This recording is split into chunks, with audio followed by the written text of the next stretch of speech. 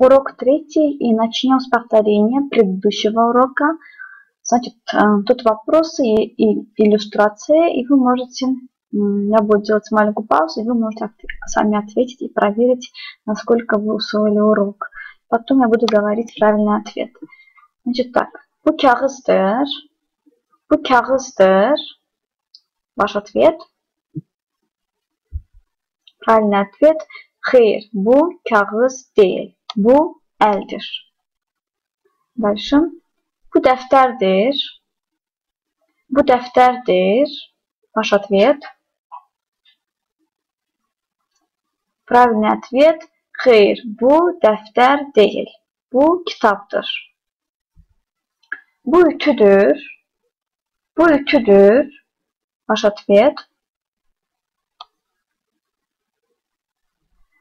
Hayır, bu ütü değil, bu elcektir. Hayır, bu ütü değil, bu elcektir. Дальше, bu yılandır, ваш ответ. Bu yılandır. Правильный ответ, bəli, bu yılandır. Bu stoldur, ваш ответ. Правильный ответ, hayır, bu stol değil, bu almadır. Hayır, bu stol değil, bu almadır. Bu qələmdir, bu qələmdir, ваш ответ. Правильный ответ, bəli, bu qələmdir. Bu stəkandır, bu stəkandır.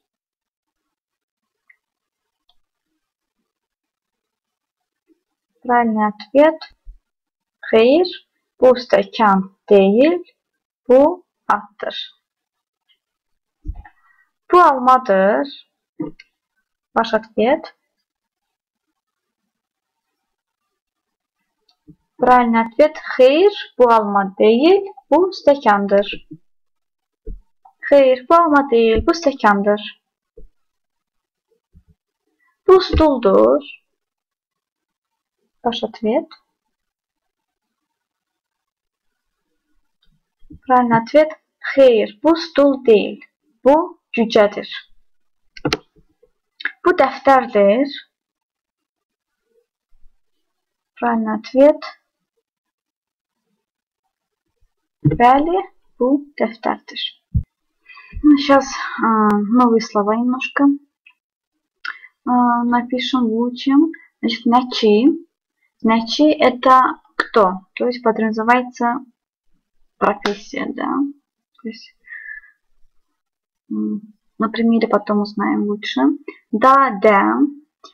Это означает тоже. И в зависимости от того, какое предыдущее слово, пишется или да, или да. Опять же, закон сингармонии. Хаким, доктор. Müəllim, учитель. Müəllimə, учительница. Müğənni, певец, певица. Но это некоторые слова, на основании которых я буду объяснять. Но кто серьезно хочет выучить язык, он должен иметь словарь и заниматься каждый день, и постараться общаться с людьми, носителями этого языка. То есть таким образом можно выучить язык. В общем так.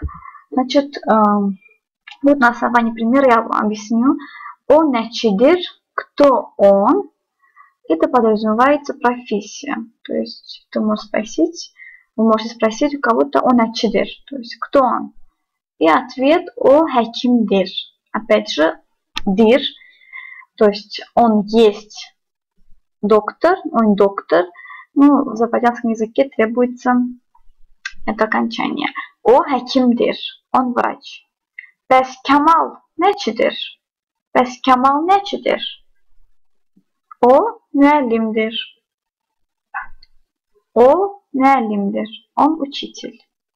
Samir də müəllimdir. Samir də müəllimdir. Samir тоже учитель? То есть такой вопрос. Самир тоже учитель. Вот можно видеть, да, Самир заканчивается на «и», на мягкую гласную, и поэтому тоже, то есть Д пишется Д, а не Да. Если был бы, допустим, Камал, было бы Камал Да. А Самир, Самир Да. Ответ yok, o müellim değil. O müğennidir. То есть та же самая структура, что и с вопросами он, bu nedir, o nedir, bu kimdir, o kimdir. То есть o neçidir, то же самое. Yok, o müellim değil, o müğennidir. Ve saadet, асадат.